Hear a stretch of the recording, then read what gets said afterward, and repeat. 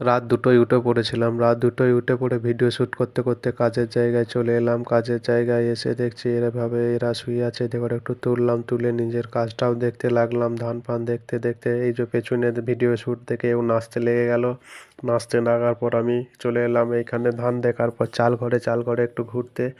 ঘোরার পর সকাল হয়ে গেল। সকাল হয়ে যাওয়ার পর আমার ডিউটিও শেষ হয়ে গেল, খাওয়ার টাইম হয়ে গেল। দুটি কটা মুড়ি খেয়ে নিলাম। মুড়ি টুড়ি খেয়ে আমি রেডি হয়ে বেরিয়ে পড়লাম বাড়ির দিকে আমার সুপার বাইক নিয়ে।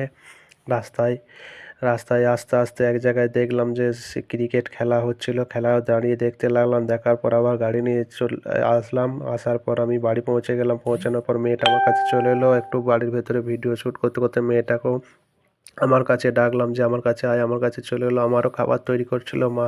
পাটিসাপটা খেয়ে নিলাম। খাওয়ার পর যেহেতু আমার সামনে ভূতটাও খাচ্ছিল, এই ভূতে দিয়ে মেয়েটাকে সন্ধেবেলা পড়িয়ে আমার মিনি ব্লগ শেষ